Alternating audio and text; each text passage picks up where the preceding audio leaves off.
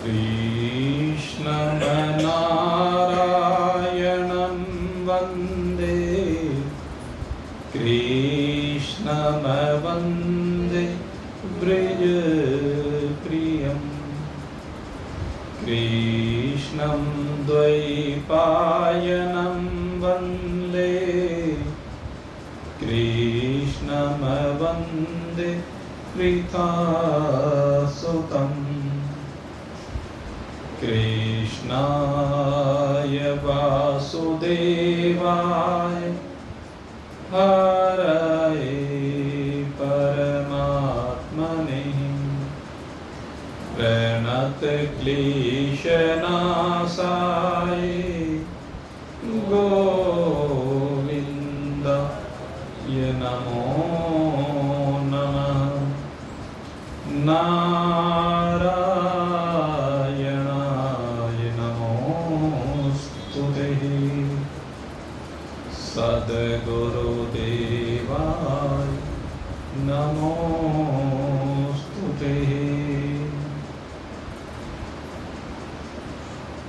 उपस्थित परमात्मा प्रेमी सज्जन वृंद, भगवान की असीम कृपा से इस चातुर्मास में हम सब मिलकर के इस पुनीत पावनी श्रीमद् भागवत कथा का रसास्वादन कर रहे हैं और इसका रसास्वादन करते हुए तृतीय स्कंध में श्री विदुर जी मैत्रेय जी के सन्मुख उपस्थित हुए और मैत्रेय जी के सन्मुख उपस्थित होकर के उन्होंने सृष्टि के सृजन के संदर्भ में, स्थिति के संबंध में, लय के संदर्भ में अनेक प्रश्न मैत्रेय ऋषि से किए। आज मैत्रेय ऋषि उसी सृष्टि के संदर्भ में चर्चा कर रहे हैं और ये सृष्टि किस प्रकार से अस्तित्व में आई है आज हमारे सन्मुख इस बात को रख रहे हैं।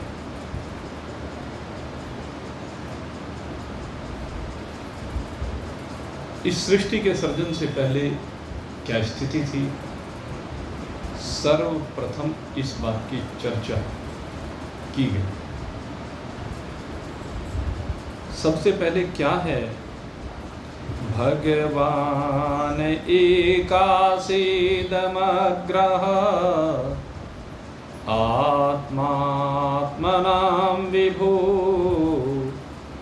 आत्मेच्छा अनुगतावात्मानां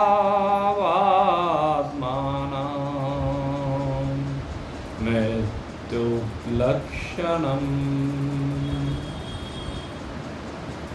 मैत्रेय जी कहते हैं कि सृष्टि की रचना से पूर्व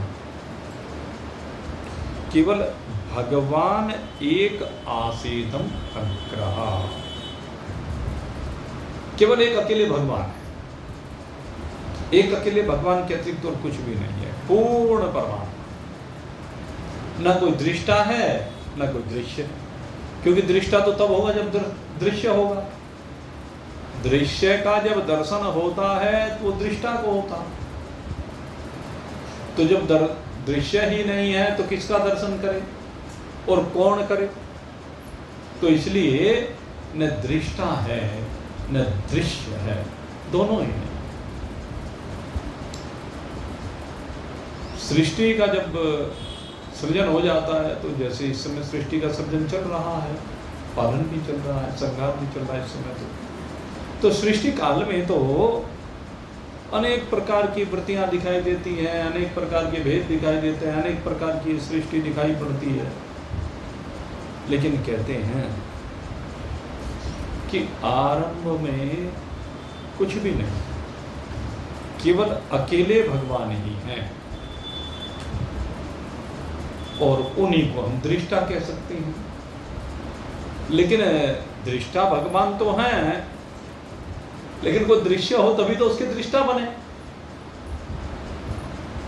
यद्यपि दृष्टा रूप से भगवान हैं, लेकिन दृश्य नहीं है। इसलिए कहा कि भगवान अकेले हैं, न दृष्टा है न दृश्य है, अद्वितीय रूप से वो ही है। तो उस अवस्था में कहते हैं कि भगवान, उनकी एक शक्ति, कौन सी शक्ति है? ज्ञान को ग्रहण करने वाली शक्ति कह लीजिए, क्योंकि भगवान तो ज्ञान स्वरूप है, सब कुछ का ज्ञान उन्हें है ही। वो शक्ति जो भगवान की है वो सुसुप्त अवस्था में थी, और सुसुप्त अवस्था में होने के कारण ही वहां कोई दृश्य नहीं है। लेकिन कहते हैं उस शक्ति में जागृति होती है, और जागृति होते ही एक अनुसंधान होता है।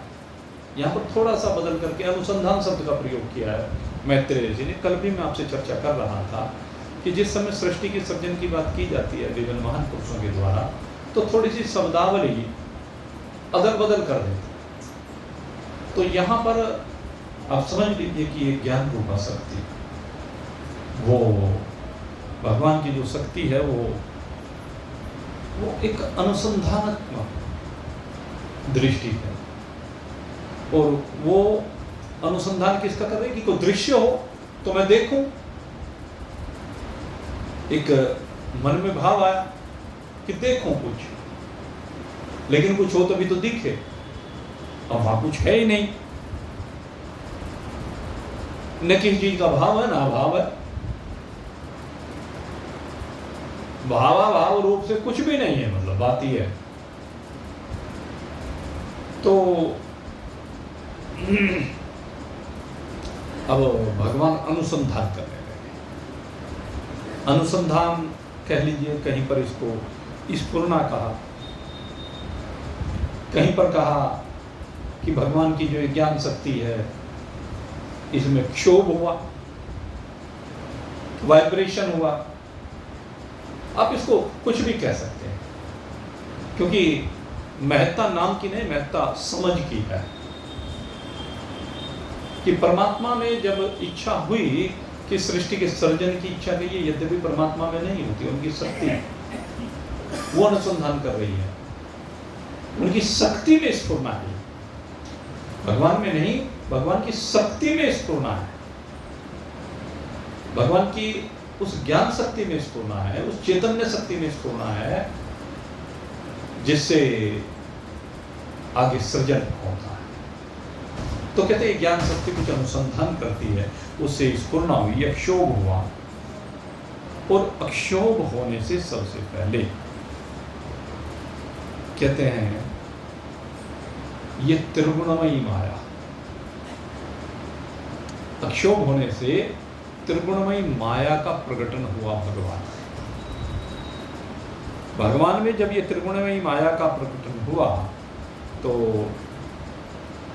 उस त्रिगुणमयी माया में भगवान की जो शक्ति त्रिगुणमयी शक्ति है, त्रिगुणमयी माया, त्रिगुण माने सतोगुणी, रजोगुणी, तमोगुणी, पहले तो साम्य अवस्था में, लेकिन जब अनुसंधान करने की बात हुई तब वो अक्षोभ जब हुआ तब वो तीन जगह पर बने, और कहते हैं उस पर भगवान की दृष्टि पड़ी, फिर सतोगुण, रजोगुण, तमोगुण पर दृष्टि पड़ी, और जब उन तीनों गुणों पर भगवान की दृष्टि पड़ी तो भगवान ने उन तीनों गुणों में अपने तेज को स्थापित किया। भगवान ने तीनों में अपना तेज स्थापित किया, जिसे कहा चिदाभास। चिदाभास को यहां बीज रूप दिया गया कि चिदाभास ही बीज है, इस सृष्टि का जो बीज है इस त्रिगुणमयी माया में वो चिदाभास है, जो हम जैसे ईश्वर के रूप में जब चर्चा करते हैं तो आगे जो सर्जन होता है उसमें माया, यानी माया माने शुद्ध सत्वगुण, शुद्ध सत्वगुण में पड़ने वाले परमात्मा का प्रतिबिंब, कहीं पर ये प्रतिबिंब कह दिया, यहाँ पर बीज कह दिया। बात एक ही है, कहने के ढंग में अंतर है कि जो त्रिगुणमयी प्रकृति है, इस त्रिगुणमयी प्रकृति की ओर भगवान ने दृष्टि डाली और दृष्टि डालने से उसी में अपना तेज स्थापित कर दिया, अपना बीज स्थापित कर दिया, सृष्टि का बीज डाल दिया। ये कह नहीं तो अब तक तो सब कुछ चिन्मय है, चैतन्य रूपा है, उसको रूप भी नहीं कह सकते, चैतन्य स्वरूप है भगवान का। तो इनमें जब भगवान कहते हैं चिदाभास रूपी बीज इनमें मैं स्थापित करता हूं, तो उससे महतत्व का प्रकटन हो जाता है। काल की प्रेरणा से कहते हैं अव्यक्त माया में महतत्व का प्रकटन हो जाता है, और ये विज्ञान रूपा है, और ये सूक्ष्म रूप से प्रपंच की अभिव्यक्ति करने वाला है। ये जो महतत्व है यही सूक्ष्म रूप से प्रपंच की अभिव्यक्ति करता है, यानी प्रपंच यहीं से प्रकट होता है। तो हम कहते हैं कि तीन चीज हो जाती है, एक तो गुण हो जाते हैं, ये त्रिगुण हो गए, एक इनमें संस्थापित बीज चिदाभास हो गया, और तीसरे काल, क्योंकि काल की प्रेरणा से ही भगवान ने ये महतत्व प्रकट किया। तो ये तीन चीज हुई, चिदाभास, गुण और काल। वहां पर क्या था? अविद्या, अविद्या उपहित चेतन, अविद्या में चेतन का प्रतिबिंब, वहां पर भी तीन चीज थी, यहां भी तीन चीज, नाम का थोड़ा सा परिवर्तन कर दिया। वेदांत का दृष्टिकोण और सांख्य का दृष्टिकोण थोड़ा सा भिन्न दिखाई देता है, लेकिन है एक ही। अगर हम गहराई में उसका अनुसंधान करते हैं, गहराई में हम उसकी जाते हैं, तो फिर कोई भेद नहीं, केवल दृष्टि का भेद है, समझ का भेद है, वो कुछ नहीं। तो कहते हैं कि फिर चिदाभास, गुण और काल, इन तीनों ने भगवान की दृष्टि पड़ने पर अपना रूपांतरण किया, भगवान की इच्छा से रूपांतरण किया, भगवान की दृष्टि पड़ने से इनमें रूपांतरण हो गया, ये भी हम कह सकते हैं। काल में भी, गुणों में भी, चिदाभास में भी महतत्व जो हमने कहा, तो इस महतत्व के द्वारा फिर विश्व की संरचना प्रारंभ हुई, और ये विश्व की संरचना इस महतत्व के विकृत होने पर हुई। विकृति इसलिए कही जाती है कि भाई विकृति माने कोई कमी नहीं है, ये विकृति का अर्थ यहाँ पर कमी नहीं है, विकार नहीं है।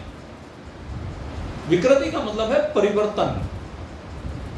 अब मान लीजिए दूध है, दूध से दही बनना, अब वो विकृति कहें, विकार कहें, वो तो कहने का ढंग है, लेकिन वो उसका दूसरा रूपांतरण है। ऐसे ही महतत्व का सृष्टि के सृजन के लिए रूपांतरण है काल, गुण और चिदाभास के द्वारा। इसे सृष्टि का सृजन होना है, इसलिए यहां पर विकार शब्द का प्रयोग या विकृति शब्द का प्रयोग कर दिया गया। और इस विकृति से, महतत्व की विकृति से क्या उत्पन्न होता है? कहते हैं अहंकार उत्पन्न हो जाता है। अब यहां से अहंकार उत्पन्न होता है, लेकिन अभी भी आप समझ लीजिए, अभी भी यहां तक सारी सृष्टि चिन्मय ही है, चैतन्य है, इसका कोई प्रकटन अभी दिखाई नहीं देगा, इसमें भी साकारता नहीं है, अभी ये निराकारता है, निर्गुणता नहीं है। ये ध्यान रखना, अभी इसमें निर्गुणता नहीं है, क्योंकि गुणों से तो खेल भी सारा शुरू हुआ है। जो क्षोभ हुआ है उससे गुण ही तो आए या सबसे पहले प्रकट होकर। खेल तो सारा गुणों से शुरू होता है, गुणों में तो चिदाभास भगवान का बीज स्थापित होता है, और उसी से फिर आगे काल चक्र आगे बढ़ता है। तो तीन चीजें, गुण, काल और चिदाभास, इनके कारण से महतत्व में विकृति हुई, और विकृति होने पर या कह लीजिए महतत्व में परिवर्तन हुआ, या कह लीजिए सृष्टि आगे बढ़ी, और इस महतत्व से क्या प्रकट हुआ? कहते हैं अहंकार प्रकट हो गया। अब कहा यह अहंकार 3 प्रकार का होगा, क्योंकि 3 ही गुण हैं, तो यह अहंकार भी 3 ही प्रकार का हो गया। पहला अहंकार वैकारिक अहंकार कहा गया। वैकारिक अहंकार से मतलब सात्विक अहंकार। दूसरा जो अहंकार कहा गया वो तेजस अहंकार कहा गया, यानी राजसी अहंकार। और तीसरा जो अहंकार कहा गया वो तामस अहंकार कहा गया। ये 3 प्रकार का अहंकार कहा गया। या इसको हम अगर वेदांत के दृष्टिकोण से कहें तो वैकारिक अहंकार एक तरह से माया रूपा कहा गया, तेजस अहंकार एक तरह से अविद्या रूपा कहा गया, और तामस को वहां पर भी तामसी कहा गया। तो ये 3 प्रकार की वहां प्रकृति नाम रख दिया, वहां पर नाम प्रकृति रख दिया। तो नाम रख लीजिए, कुछ भी उससे कोई फर्क नहीं पड़ता है, बात तो समझने की है। तो पहला वैकारिक अहंकार यानी सात्विक अहंकार, दूसरा तेजस अहंकार यानी राजसी अहंकार, तीसरा तामस अहंकार।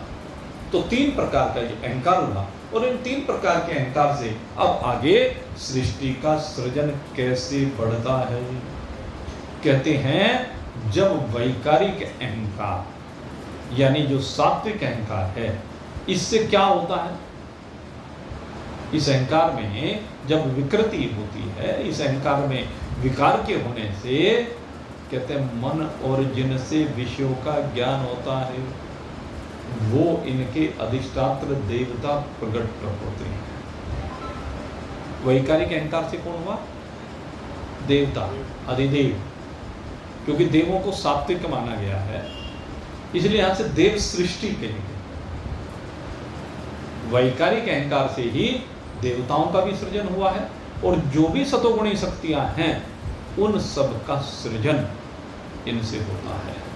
और इसमें कहते हैं ये जो देवता भी मैं आपको साथ साथ बताता चलूं, कौन कौन से देवता प्रकट होते हैं।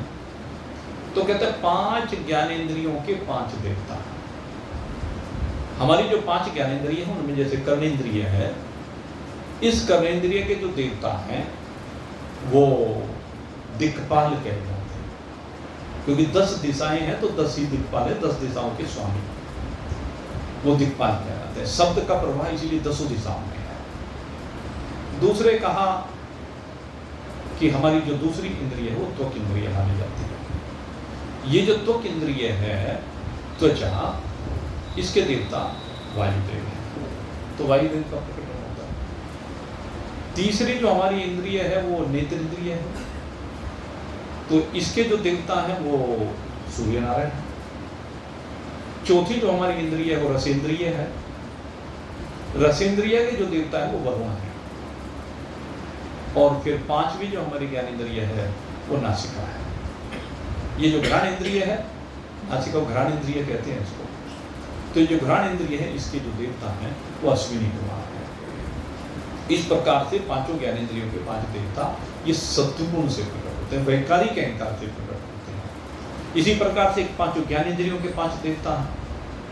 ये जो 5 ज्ञानेंद्रियों के देवता हैं, ये 5 ये भी वैकारिक अहंकार से उत्पन्न होते हैं। वो मुख से अग्नि प्रकट होता है, मुख का देवता अग्नि है, हाथों का देवता इंद्र है, पैरों का देवता वामन भगवान, और उपस्थ के देवता प्रजापति, गुदा के देवता यमराज, या कहीं पर मित्र को कहा गया। इसके अलावा जो अंतःकरण चतुष्ट होते हैं, इसके भी 5 देवता होते हैं। ये जो 5 देवता हैं, 4 देवता,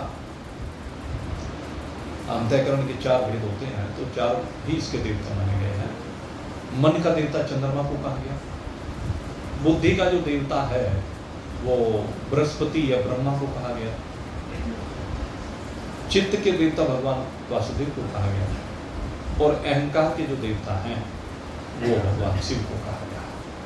तो इस प्रकार से 4 देवता ये मन के, और सबसे पहले इन 4 का ही प्रकटन होता है। आपको पता है इंद्रियों के देवता बाद में प्रकट होते हैं, पहले ये 4 प्रकट होते हैं। आगे इसकी विस्तार से चर्चा आएगी।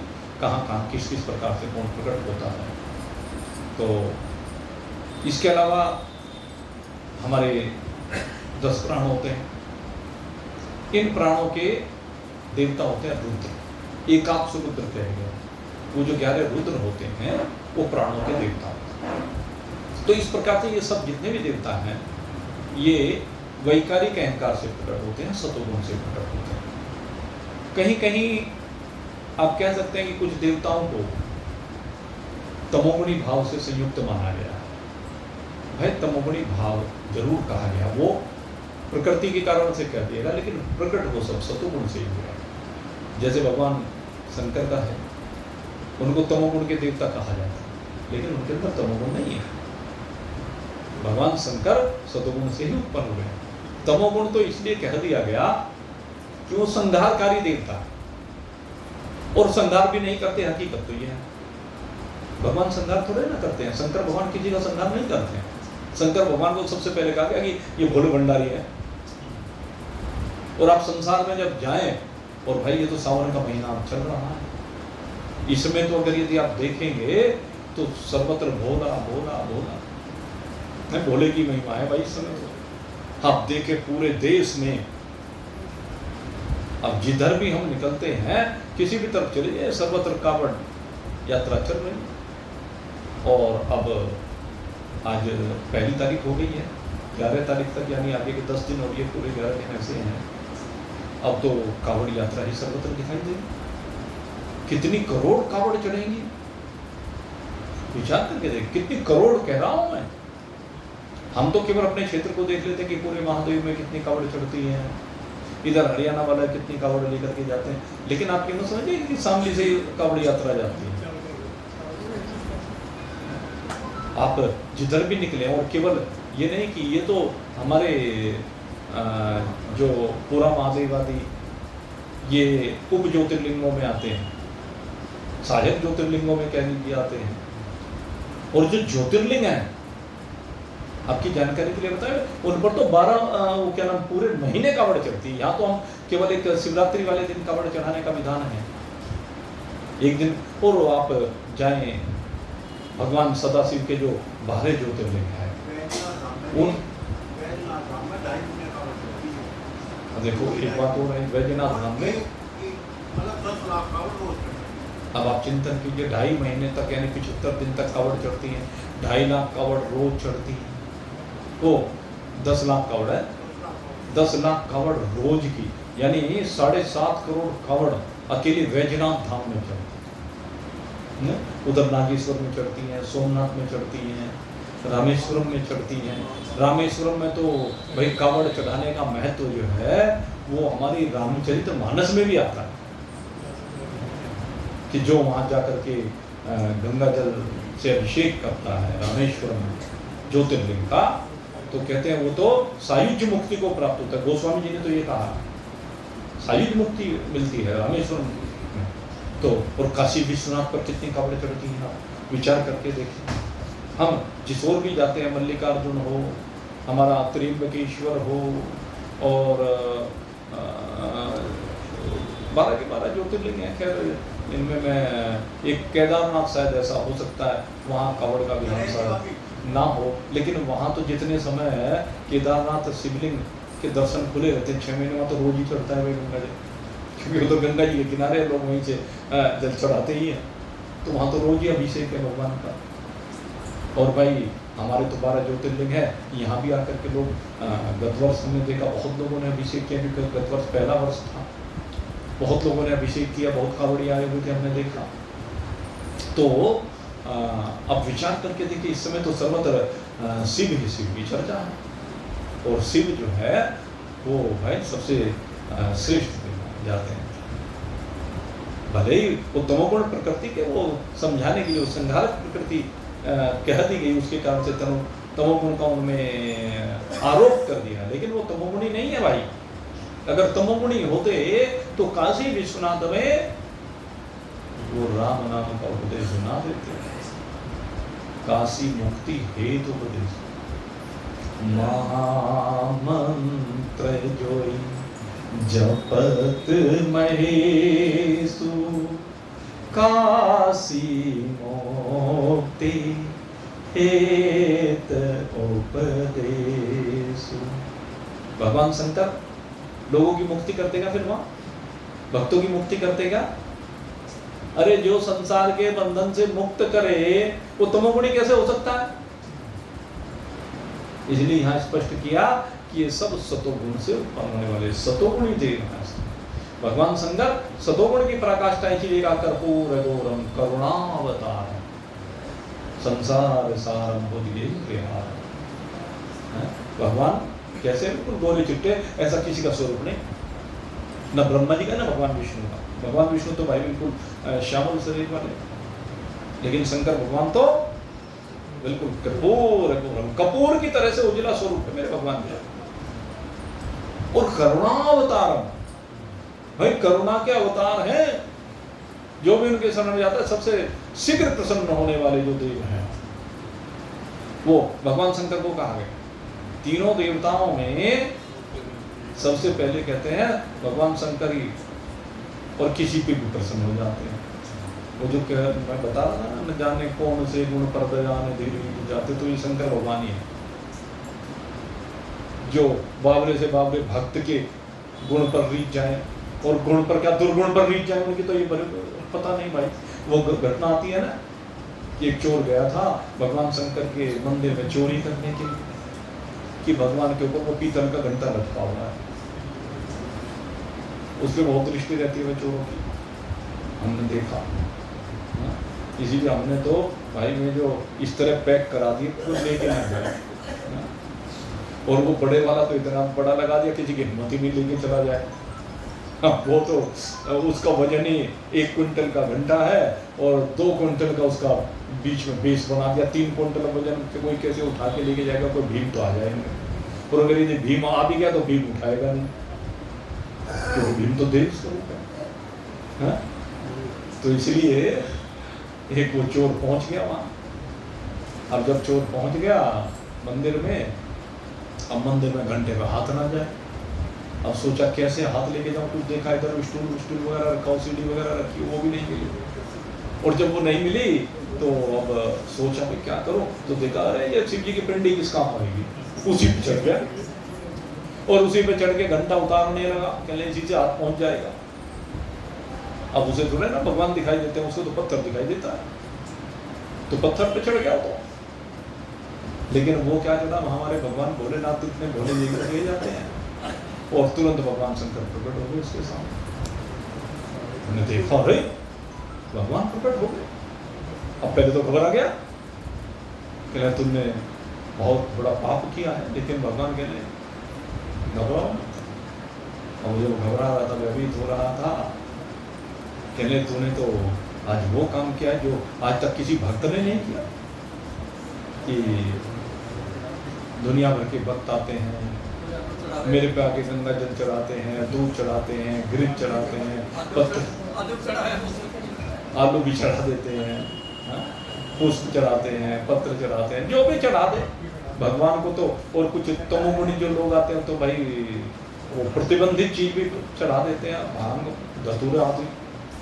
हम तो भाई इसका बड़ा निषेध करते हैं। देखो हमने तो वहाँ बोर्ड लगवा दिए द्वादश ज्योतिर्लिंग पे, क्योंकि हमने सात्विक शक्ति का आह्वान किया है।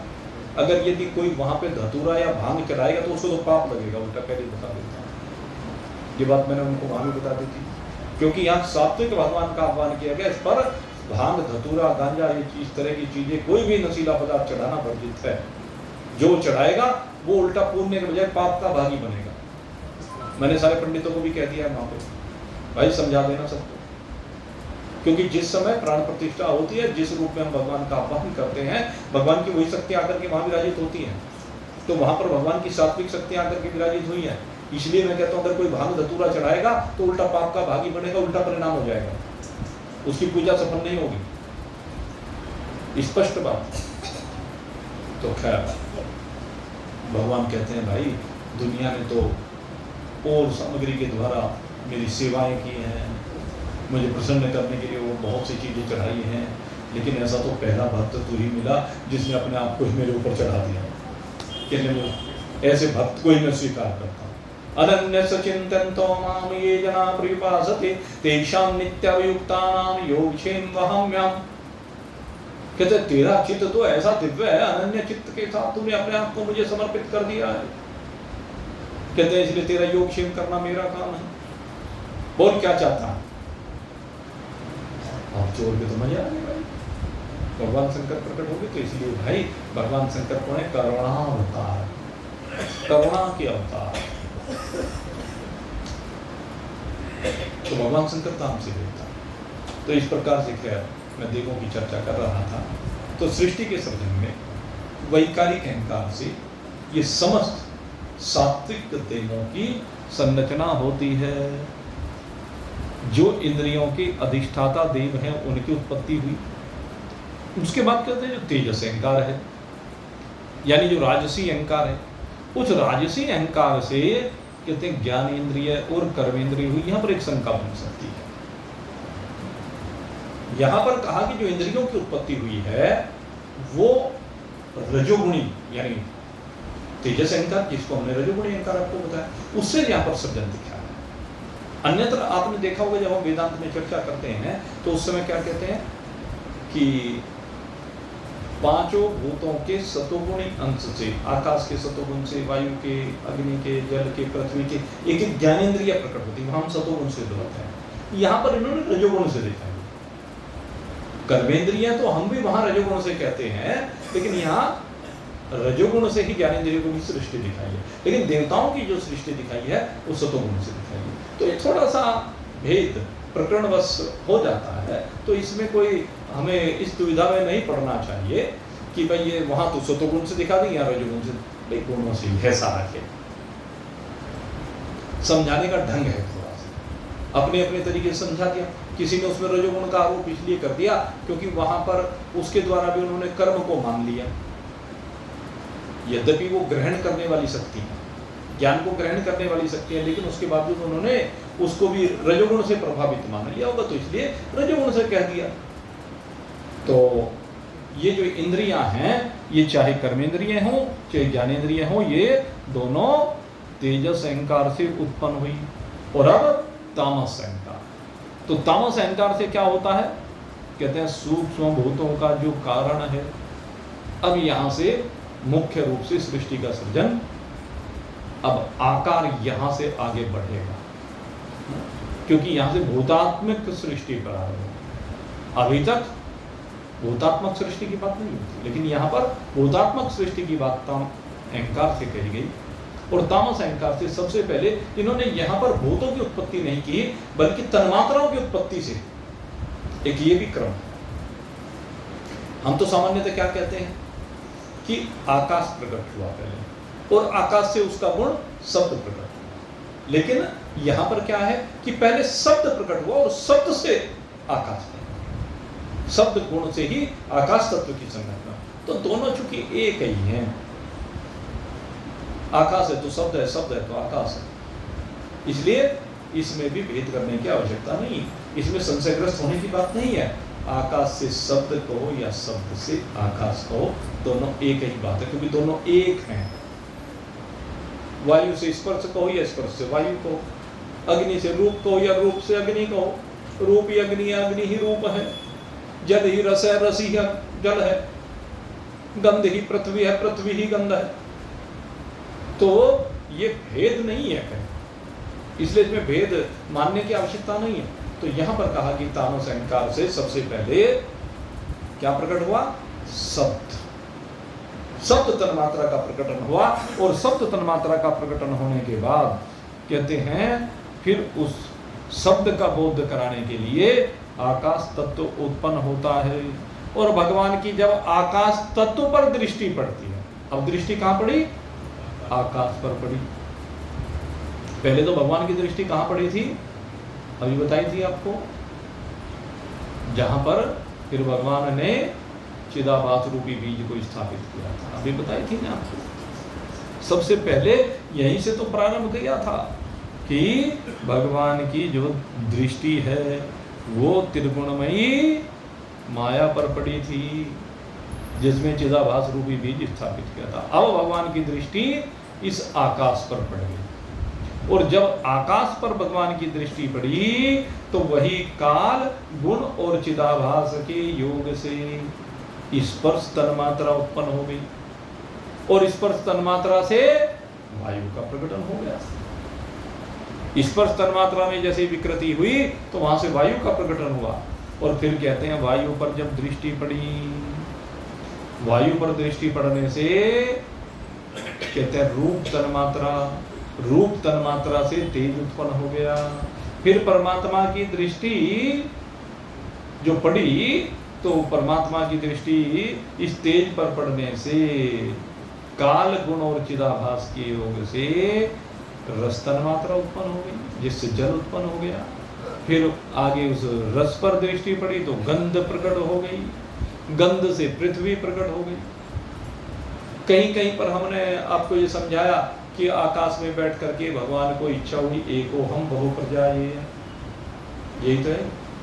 यहाँ दृष्टि पड़ना कह दिया, महा बहु प्रजाये कह दिया, और इसको दूसरे रूप में ये भी कहा कि एको हम बहुश्याम, मैं एक ही अनेक रूप हो जाऊं। तो कहने का ढंग अलग अलग है, बात एक ही है। जब कहा एको हम बहु प्रजाये कि मैं एक हूं और अनेक हो जाऊं, तो कर्म से इस तरह से उत्पत्ति हुई। और एको हम बहुश्याम है, मैं एक अनेक प्रकार की सृष्टि उत्पन्न करने वाला हूं, तो इस तरह से सृष्टि उत्पन्न हो गई। भगवान एक भूत में बैठे, फिर दूसरे की सृजन किया, फिर तीसरे का, फिर चौथे का, फिर पांचवे का, सारे भूतों का सृजन किया, फिर गुणों का सृजन किया, फिर इंद्रियों का सृजन किया, फिर अहंकार का सृजन किया, इसका चित्त का सृजन किया, बुद्धि का सृजन किया, मन का सृजन किया, प्राणों का सृजन किया। तो अलग अलग जगह पर थोड़े से भेद के साथ ये सृष्टि का सृजन कहा गया, लेकिन है सब एक ही बात। एक को हम बहुश्याम रूप से कहो, दृष्टि पड़ने से कहो, और एक को हम बहु प्रजाये रूप से कहो, जिस भी रूप से कहो हुई तो वही चीज है उत्पन्न भाई, बनेगी तो उसी तरह से सृष्टि भाई। आखिर में त्रिगुणात्मक और पंचभूतात्मक की सृष्टि कही जाएगी। 3-5 का ही मेला है ये, 3 गुण और 5 भूत। तो वही बात यहाँ पर अलग अलग तरीके से, इसी भागवत में अलग अलग जगह पर अलग अलग तरीके से महान पुरुष समझाएंगे। इस बात को समझ करके मन में किसी प्रकार का संशय फिर नहीं करना, इस बात को समझ लेना भाई अच्छे प्रकार, कोई संशय मत करना इसमें कि यहाँ ऐसे कह दिया और वहाँ ऐसे कह दिया। आपको बताएं कि जो हमारे यहाँ ग्रंथ है, भगवान वेद व्यास जी ने जो संरचना की है, जिसको क्या कहते हैं ब्रह्म सूत्र वेदांत, ये जो छठा शास्त्र है। क्या हुआ कि जो हमारे उपनिषद हैं, उपनिषद कोई वेदांत कहा जाता है। तो जो ये उपनिषद हैं मुख्य रूप से हमारे जो उपनिषद है, ईश के निकट प्रश्न, ऐत्रेय तैत्रेय बृहदारण्यक, छांदोग्य, श्वेताश्वतर और प्रश्नोपनिषद, ईश के निकट प्रश्न, तैत्रेय, ऐत्रेय, छांदोग्य, बृहदारण्यक और मांडुक्य और मुंडक और श्वेताश्वतर, ये 11 उपनिषद मुख्य रूप से कहे गए। वैसे 200 से ज्यादा उपनिषद उपलब्ध हैं। तो क्या है कि इनमें अलग अलग तरह से, अलग अलग प्रकार से ब्रह्म तत्व का निरूपण किया है। तो कई बार भ्रांति बन जाती है। इसी भ्रांति को दूर करने के लिए भगवान वेद व्यास जी ने ब्रह्म सूत्र की संरचना की। उस ब्रह्म सूत्र में सारे संशयों की निवृत्ति कर दी। ब्रह्म सूत्र में कोई भी उपनिषद में जो संशय बनता है उन सबकी निवृत्ति की गई। ऐसा ये दिव्य ग्रंथ है ब्रह्म सूत्र। तो इस प्रकार से यही बात मैं आपको समझाना चाहता हूँ कि कहीं भी संशयग्रस्त मत होना कि भाई गुरुजी ने पहले तो इस तरह से कहा था जब दूसरे स्कंद में चर्चा हुई थी, अब यहाँ तीसरे स्कंद में चर्चा हुई तो ये, और जब 5वें स्कंद में कहूँगा तो फिर कुछ और आ गया। कपिल भगवान जब बताएंगे आगे, क्योंकि एक ही तत्व को अनेक बार पूछा गया जिज्ञासुओं के द्वारा और फिर अनेक बार महान पुरुषों के द्वारा उसको अपने शब्दों में निरूपित किया गया। और किसी ने कहीं से सृष्टि का सर्जन प्रारंभ किया, किसी ने कहीं से प्रारंभ किया, किसी ने तो स्टार्टिंग से, जैसे यहाँ तो स्टार्टिंग से हुआ, लेकिन किसी ने आगे ब्रह्मा ही से सृष्टि को उत्पन्न कर दिया, किसी ने गुणों से प्रारंभ किया, किसी ने आगे भूतों से सृष्टि का सर्जन करके दिखाया। तो इस तरह से अलग अलग प्रकार से सृष्टि का सर्जन आता है, लेकिन सब का आखिर में समावेश करने के बाद एक ही सिद्धांत बचता है जिसको वेदांत कहा है। खैर, तो इस प्रकार से सबसे पहले क्या हुआ कि ये सारे के सारे भूत इन तन्मात्राओं से प्रकट हो गई। और एक चीज यहाँ पर और कही कि इन जो ये 5 भूत प्रकट हुए, आकाश आदि जो पंचभूत हैं, ये जो उत्पन्न हुए, ये जो जो बाद में उत्पन्न हुआ ना, पहले मान लीजिए आकाश हुआ, उसके बाद वायु हुआ, तो वायु में आकाश के गुण भी आ गए। और फिर कहते हैं वायु से अग्नि उत्पन्न हुआ, तो अग्नि में दोनों के गुण आ गए, आकाश और वायु के। फिर जल उत्पन्न हुआ तो उसमें आकाश वायु अग्नि इन तीनों के भी गुण आ गए। आखिर में पृथ्वी उत्पन्न हुई तो उसमें आकाश वायु अग्नि जल इन चारों के गुण भी आ गए। अपना गुण तो है ही। और इस चीज को हमने विचार चंद्रोदय में आपको बहुत विस्तार के साथ समझाया। अगर आपके ध्यान हो तो मैंने पिछली बार इसमें सब चीज आपको स्पष्ट करके समझाई थी, और किस दिन मौका लगेगा तो फिर एक बार रिपीट कर दूंगा कि आकाश में केवल शब्द है, वायु में शब्द भी है और स्पर्श भी है, और उसकी अनुभूति किस प्रकार से होती है। जब वायु चलती है साए साए करके तो उसमें से शब्द भी उत्पन्न होता है। स्पर्श तो वायु का महसूस होता ही है। ऐसे अग्नि है, अग्नि जब जलती है तो उसमें भुक भुक की आवाज आती है, तो वो शब्द है। अग्नि स्पर्श भी करती है और अग्नि का रूप दिखाई भी देता, तो तीनों धर्मों वाली अग्नि होती है। ऐसे ही जल, जो जल तत्व है उसमें तीनों चीज, जल जिस समय बहता है तो जल में से बुलबुल की आवाज आती है, तो वो उसके अंदर आकाश है। जल का स्पर्श, शीतल स्पर्श अनुभव होता है, तो वो उसमें वायु तत्व है जो स्पर्श अनुभव करता है। और जल का जो तेज, जल का तेज कैसे है? जल का तेज तो देखो भाई, हम ये जो देख पा रहे हैं उस जल के तेज से देख पा रहे हैं। जल से अग्नि प्रकट हो जाती है, जल से सारी विद्युत प्रकट हो जाती है। अनेक डैम बने हुए हैं, तो जल में से जल को आप घुमाना शुरू कर दीजिए, जल को घुमाना प्रारंभ कर दीजिए पूरी तेजी के साथ, तो इसी में से अग्नि प्रकट हो जाएगी। हम कहीं से प्रकट कर ले अग्नि को उसमें, तो इसलिए उसमें भी सारी चीज है। ऐसे ही कहते हैं जो पृथ्वी है उसमें भी पांचों चीज है भाई। कैसे है कि पृथ्वी में शब्द कहाँ है? कहते हैं पृथ्वी का शब्द तब महसूस होता है जिस समय भूकंप आदि आता है, तो कितने जोर की गड़गड़ाहट होती है, उस समय महसूस होता है।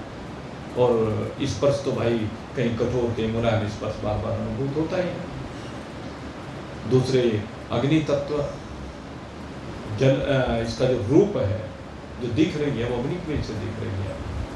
और जल तत्व, जल के बगैर तो पृथ्वी में कुछ है ही नहीं भाई, जल ही जल भरा हुआ है, और जल से ही सारा पोषण हो रहा है। जल ना हो तो औषधि उत्पन्न नहीं होगी, वनस्पति उत्पन्न नहीं होगी। तो सब चीज की उपस्थिति सब भूतों में आपको दिखाई देगी। लेकिन वायु में आप कहें कि वायु में रूप दिखा दो, रस दिखा दो, वायु में गंध दिखा दो, तो वो नहीं मिलेगी भाई। जी क्या बात करते हो, वायु में भी गंध आती है? हाँ, कब आती है? जब वायु किसी जगह से गुजरे तो उसके साथ वो उसकी गंध तब शामिल हो जाती है। वायु की गंध नहीं है वो। वायु में तो दो ही धर्म होते हैं, या तो शब्द होता है और या स्पर्श होता है। अग्नि में जल नहीं है, अग्नि में जल और पृथ्वी वो गंध भी नहीं है, जो खाली अग्नि की बात है। तो इसी तरह से एक एक के धर्म नीचे वाले में तो आते हैं, लेकिन नीचे वाले में ऊपर वाला ऊपर वाले में नीचे वाले नहीं होते। और अगर यदि वैसे देखें भाई तो पांचों भूत जब पंचीकरण होता है तो फिर पांचों समाहित भी हो जाते हैं, मिल भी जाते हैं। वो पंचीकरण की क्रिया जो पीछे आपको बताई थी बड़े विस्तार के साथ, तो पंचीकरण की क्रिया जब होती है तो पांचों भूत जब मिल जाते हैं, जब पांचों को मिला तो फिर तो अपने आप ही दिखने लगे। एक भूत में जब पांचों भूत मिल गए, पृथ्वी में जब जल में मिला दिया, अग्नि में मिला दी, वायु में मिला दिया और आकाश में मिला दिया, तो फिर वो पंचीकरण होकर के फिर तो पांचों चीज दिखाई देगी। और उसके लिए आपको जब शरीर का निर्माण की बात की थी तो उसमें आपको बता भी दिया था, आकाश जब स्थूल होता है तो आकाश में पांचों के धर्म आ जाते हैं। आकाश का अपना धर्म शोक है, आकाश में वायु का धर्म काम है, आकाश में अग्नि का धर्म क्रोध है, आकाश में जल का धर्म लोभ है, वो मोह है, और आकाश में पृथ्वी का धर्म भय है। ये लोभ और मोह ये दोनों हैं, समझ लीजिए आप। जल में, जल के मिलने से आकाश में लोभ भी आता है और मोह भी आता है। कहीं पर मोह कहा है, कहीं पर लोभ कहा है। ऐसे ही जब हम वायु की बात करते हैं तो वायु में भी पांचों के धर्म मिलते हैं। जब प्रसारण की बात करते हैं तो वो आकाश का धर्म है, जब वलन की बात करते हैं तो वो अग्नि का धर्म है, जब चलन की बात करते हैं तो जल की बात होती है, जब आकुंचन संकुचन की बात करते हैं तो पृथ्वी का धर्म है। और इसका अपना धर्म क्या है, मैं बीच में बोला नहीं, भूल गए, वायु का धर्म अपना दामन। कोई तो चक्कर है ना, भूल जाते हो। इसीलिए मैं कहता हूँ कि बार बार जरा सुना करो, बार बार पढ़ा करो। अब भूल जाते हो, फिर जब कोई शंका आती है तो उस समय फिर बोल, तो ऐसे नहीं बात बनती। ऐसे रूप का है, रूप के पांचों धर्म, खैर वो विस्तार होता चला जाएगा, आपको बहुत बार बताया हुआ, पिछली कोई कैसेट जो है निकाल करके सुन लेना, तो उसमें बताया था जब पुरुषोत्तम मास की कथा हुई थी तो उसमें किया था। तो इस प्रकार से कहते हैं कि अपने पूर्व के गुण भी उन सब में आ जाते हैं। तो लेकिन कहते हैं कि जब ये सब पृथक पृथक है, आकाश भी पृथक है, वायु भी पृथक है, अग्नि पृथक है, जल भी पृथक है और पृथ्वी पृथक है, तो ये विश्व की संरचना करने में सफल नहीं हो सके। और जब ये सफल नहीं हुए तो ये जो देवता हैं, जो देवताओं का सृजन हुआ है, ये देवता अब भगवान की प्रार्थना करते हैं। इन देवताओं ने भगवान की प्रार्थना करनी प्रारंभ की, भगवान के गुणों का वर्णन करना प्रारंभ किया। प्रार्थना तो उसी प्रकार से होती है, बार बार भगवान की लीलाओं का, महिमा का, गुणों का, भगवान की शक्तियों का ये जो वर्णन होता है वो भगवान की अनेकानेक प्रकार से उन्होंने स्तुति की है। और स्तुति करते हुए कि प्रभु हम आपने संरचना तो कर दी, लेकिन अब अलग अलग हैं तो हम कर तो कुछ सकते नहीं, हमको सृजन तो अभी कर नहीं सकते। तब उस समय जब देवता शरण में गए तो भगवान ने सृष्टि रचना की इच्छा की, और सृष्टि रचना की इच्छा जब उनके अंदर उत्पन्न हुई तो अब भगवान ने अपने उस दिव्य रूप को प्रकट करने के लिए क्या किया, उसकी चर्चा अब इसमें आती है। और उसकी जो चर्चा है उसमें अब सबसे पहले विराट शरीर की चर्चा आती है। ब्रह्मांड में सबसे पहले विराट स्वरूप भगवान का, सर्वशक्तिमान भगवान ने जब देखा कि ये सब जो है अलग अलग हैं, आपस में जुड़े हुए नहीं हैं, तो इस प्रकार से कुछ भी करने में समर्थ नहीं है, तो उन्होंने काल शक्ति को अपने स्वीकार किया, काल को की कल्पना हुई।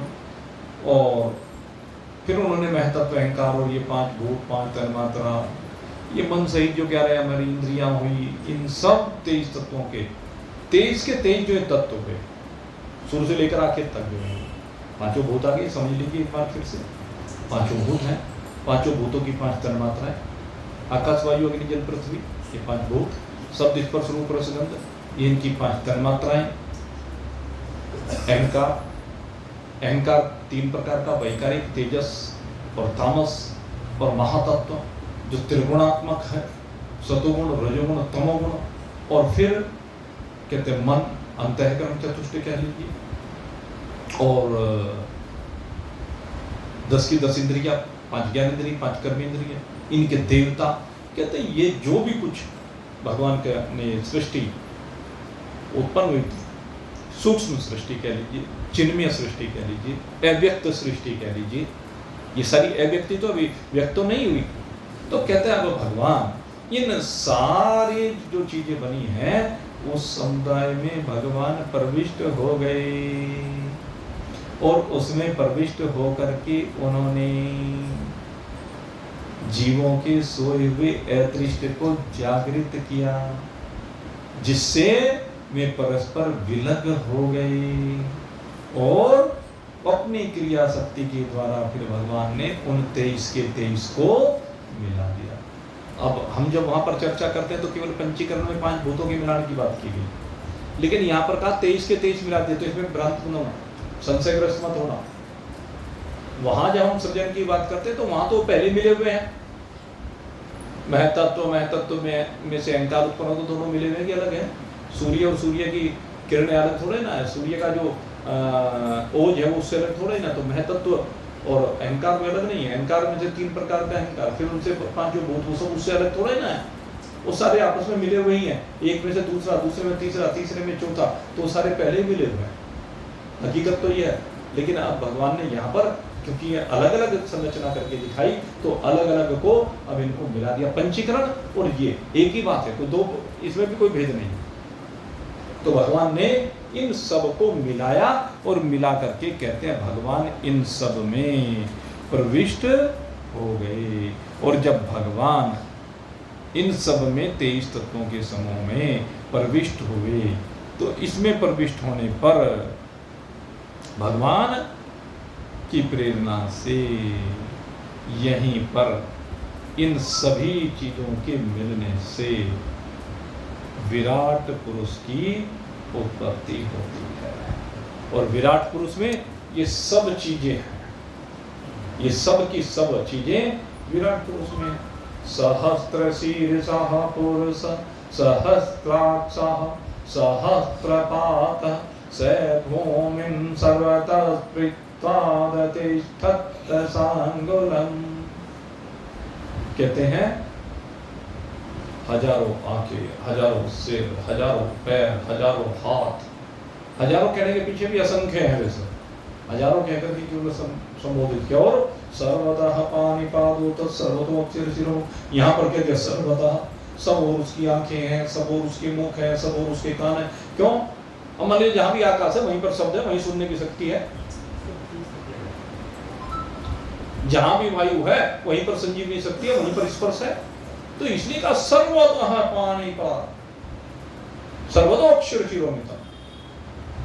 सब और उसके मुख है, सब और उसकी आंखें हैं, जहां भी देखने की शक्ति है, जहां भी रूप है, जहां भी तेज है, वहीं देखने की शक्ति है।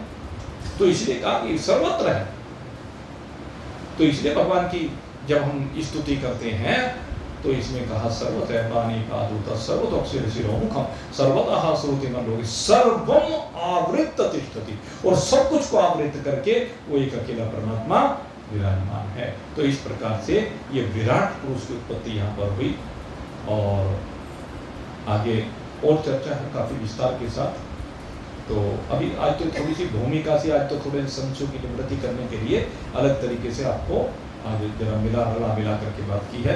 अब सार रूप में पुनः इसकी चर्चा मैं आपके सामने करूंगा, लेकिन ये चर्चा अब भाई 4 तारीख को करूंगा,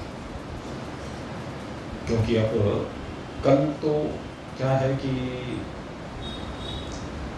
जैसे आपको मैंने पहले भी बताया था, भाई लेंटर की तैयारी हो गई है शुरू। मंदिर के प्रथम तल का कल लेंटर लगेगा, तो आज उसकी तैयारी लगभग परिपूर्ण हो गई है। थोड़ी बहुत जो रह गई है वो सुबह घंटा आध घंटा जब तक वो मशीन वगैरह लगाएंगे, उसमें थोड़ी बहुत रैंप पर थोड़ी सी रह गई कमी, तो वो 1 घंटे के अंदर वो पूरी कर देगा। माल समाना शुरू हो ही गया था, तो कल मंदिर के प्रथम तल का वो लेंटर लगाया जाएगा। और उसमें यही है भाई, जो ड्यूटी दे सकते हैं ड्यूटी दे दें, जो हाजिरी लगा सकते हैं हाजिरी लगा, जो कुछ जिम्मेदारी का निर्वाह कर सकते हैं कर लें। तो वहाँ हम तो भाई सारे दिन वहीं पर रहेंगे। कल सुबह चले जाएंगे 9 बजे के लगभग, और फिर 9 बजे से लेकर के फिर जब तक भी भगवान की इच्छा होगी तब तक वहीं पर कल रहेंगे मंदिर में, और इस काम को कल परिपूर्ण करेंगे। परसों सिंगवाट वगैरह भी है काफ़ी, क्योंकि परसों का भी काम बहुत उसके बाद रहता है। तो इसलिए 2 दिन, क्योंकि फिर देखो जब सारे दिन वहाँ लग जाएंगे तो फिर हिम्मत नहीं रहती, ठीक है ना, हो सकता है जल्दी। तो इसलिए मैंने 2 दिन की बात की। और परसों क्या है, वो हमारे पवन जी के कैंप का भी उद्घाटन है, और एक जगह और भी जाना है, कई जगह है परसों, वो भी सब चीज़ें देखनी है। तो इसलिए 2 दिन के लिए अब सत्संग जो है वो 4 तारीख को होगा। 2 दिन मंदिर में सेवा दीजिए, जो सेवा दे सके वहाँ पर उपस्थित हो, अच्छा लगेगा। और भी कुछ नहीं तो भाई साथ खड़े होने से शक्ति तो महसूस होती है। तो आप सबके लिए बहुत बहुत शुभकामना करते हुए अब यहीं पर आज के सत्संग को विश्राम देते हैं। बोलिए सच्चिदानंद भगवान